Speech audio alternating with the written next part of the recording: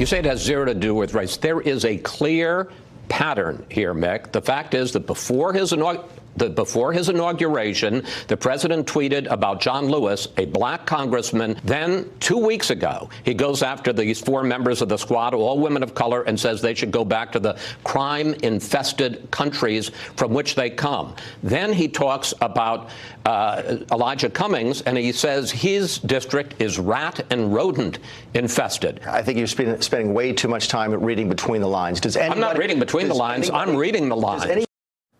Welcome back. That was acting White House Chief of Staff Mick Mulvaney on Fox News Sunday, insisting the president's tweets attacking Congressman Cummings were not racist. Republicans have largely remained silent after the president's latest attacks. Yesterday on Meet the Press, Republican Senator Rick Scott told Chuck that he was disappointed in Cummings. And that is a big part of why Democrats are divided on what to do when it comes to impeachment, because if a Republican senator wouldn't criticize the president for his tweets this weekend, you can guess there's probably no way there are going to be enough votes there to convict a president in a Republican-controlled Senate.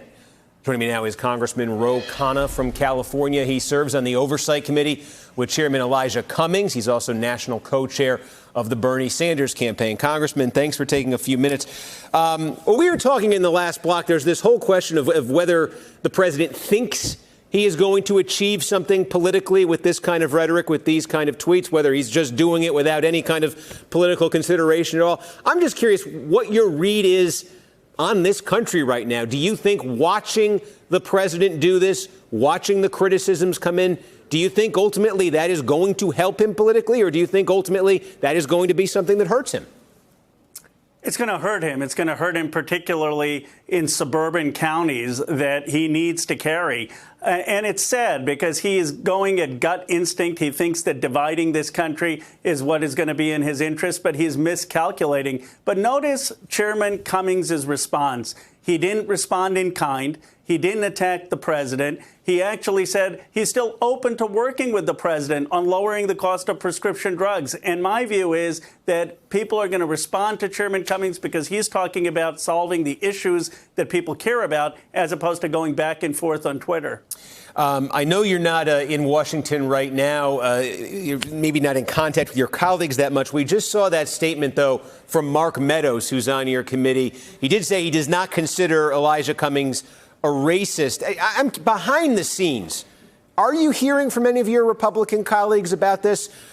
The kinds of relationships like we see that Meadows has with Cummings, is it going to affect how Republicans on your committee approach this at all?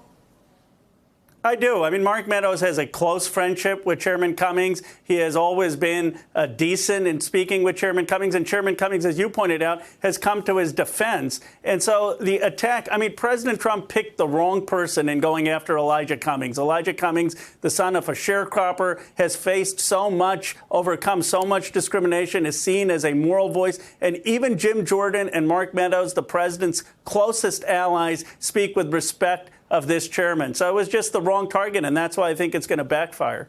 I believe we had you on the day that this was playing out, but there was that vote in the House a week or so ago now on impeachment. There was that resolution, the impeachment resolution, one of your Democratic colleagues there, Al Green from Texas, put forward, that basically said he wanted to impeach the president on the grounds of his racial rhetoric, his conduct on racial issues, the way he speaks about them. You voted against that day. I think 95 Democrats did vote for it. Does this make you change your mind at all? No, it doesn't, because I think the case for impeachment has to be based on Mueller's report. It has to be based on obstruction. It has to be based on systematic misconduct, not just on tweets. And I think Elijah Cummings' response, which is let's not focus on these absurd attacks, let's focus on what we can do for the American people, is the right response. I do think, though, Jerry Nadler is going to move forward with hearings. He has the ability to do that without even a House vote. And so we're very serious about laying a case that exposes the president's misconduct. The president today also went after the man we say you are supporting. You are co-chairing the Bernie Sanders campaign. The president went after him today on this same subject. The president was referring to comments that Bernie Sanders made about Baltimore while visiting there back in 2015. We can put that up on the screen. Here's what Sanders said at that time. He said, anyone who took the walk that we took around this neighborhood would not think you're in a wealthy nation. You would think that you were in a third world country. There was also a 2016 tweet from Bernie Sanders. He said residents of Baltimore's poorest boroughs have lifespans shorter than people living under dictatorship in North Korea. That is a disgrace. The president today said, I assume that Bernie must now be labeled a racist, just as a Republican would if he used that term and standard. What's your response to that? Well, it's just more obfuscation. Here's the difference. Senator Sanders didn't insult the elected representative of Baltimore. He didn't insult the people of Baltimore. Donald Trump is insulting voters. He's insulting American citizens. What Senator Sanders is saying is we need more funding for education for our schools. We need better broadband. We need more infrastructure. We need more health care. And if the president were serious, if he were actually serious about giving people in Baltimore a better chance, he would work with us on getting broadband or health care for all. Instead, he's insulting people. And I've never seen, frankly, an American president insult their own citizens. There is some news out of Washington today involving your party and its campaign committee in the House of Representatives. I did want to ask you about that. Is the executive director of the Democratic Congressional Campaign Committee, the DCCC. They sort of funnel money into these different races around the country, these key races for the House. The executive director resigned today under pressure. Specifically, members from the Congressional Hispanic Caucus had written to the chairwoman, Cheri Bustos, Democrat from Illinois, Congresswoman, basically telling her she needed to make a change because of issues of sensitivity to diversity. In their letter, your two colleagues said that the DCCC was, quote, in complete chaos. And as we mentioned, the executive director did resign this afternoon. Do you agree? Is the campaign committee of your party in complete chaos right now?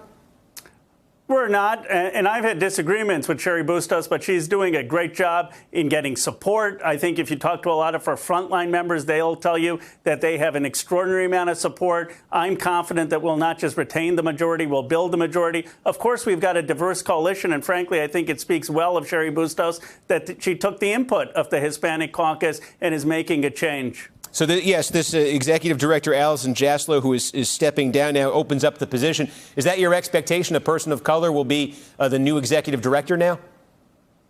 I don't think it has to be a person of color. I think it has to be someone who understands that having a diverse team is going to be an asset, given that we're going to need a diverse coalition to win. And I think that was the point of the Hispanic coalition, not demanding that there be a particular person hired, but just someone who understands the type of coalition it's going to take to expand our majority. Okay. In their letter, your colleagues there did say they wanted the new executive director to be a qualified person of color. So we will see if that is what plays out here. Congressman Ro Khanna, thank you for taking a few minutes. We appreciate that. Hello, YouTubers. If you're watching this, it means you've checked out our channel, so thank you. Now do me a favor, subscribe by clicking on that button down there. Click on any of the videos to watch the latest interviews and highlights from MTP Daily and MSNBC. You can get more Meet the Press content every morning in the First Read newsletter. If you're tired of content that you don't know anything about where it came from, you don't have to have that problem with us. NBC News, MSNBC, MTP, and the Meet the Press mindset right here for you on YouTube. Subscribe now.